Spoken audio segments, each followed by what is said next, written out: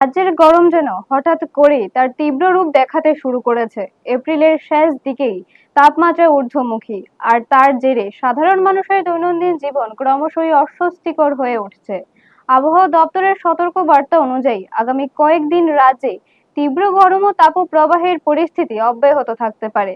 আগরতলা বিমানবন্দর আবহাওয়া দপ্তরের তথ্য বলছে, গত কয়েকদিন ধরে তাপমাত্রা বেড়েই চলেছে এবং আগামী দিনে তা 36 ডিগ্রি সেলসিয়াস বা তারও বেশি হতে পারে। সর্বনিম্ন তাপমাত্রা থাকতে পারে প্রায় 26 ডিগ্রি সেলসিয়াসের কাছাকাছি। আবহাওয়াবিদদের মতে, এবছর এপ্রিল মাসেই দেশের বহু অংশে তাপমাত্রা স্বাভাবিকের চেয়ে 5 থেকে 7 ডিগ্রি বেশি থাকতে পারে। এটি শুধু মৌসুমের শুরু।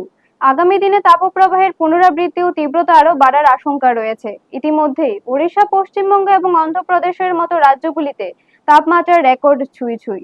বিশেষজ্ঞদের মতে, শহরাঞ্চলে দ্রুত বেড়ে ওঠা কংক্রিটের জঙ্গল আরবান হিট আইল্যান্ড তৈরি করছে, যার ফলে রাতেও তাপমাত্রা সহজে কমছে না। এতে গরমের প্রভাব আরো তীব্রভাবে অনুভূত হচ্ছে।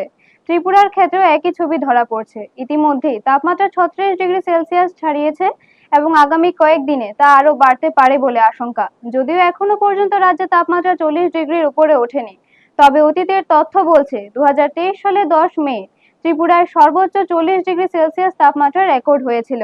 এছাড়া 2021 সালের 24 মে 38.7 ডিগ্রি, 2025 সালের 10 মে 38.5 ডিগ্রি এবং চলতি বছরে ইতিমধ্যেই 36.6 ডিগ্রি সেলসিয়াস তাপমাত্রা নথিভুক্ত হয়েছে।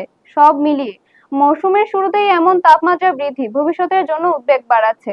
আবহাওয়া দপ্তর পরিস্থিতির দিকে নজর রাখছে এবং প্রয়োজনে আরো সতর্কতা জারি করা হতে পারে। পাশাপাশি সাধারণ মানুষকে অপ্রয়োজনীয় বাইরে বেরোনো এড়ানো, পর্যাপ্ত জল পান এবং রোদ থেকে সুরক্ষিত থাকার পরামর্শ দেওয়া হয়েছে। ব্যুরো রিপোর্ট, নিউজ তৎকাল 24।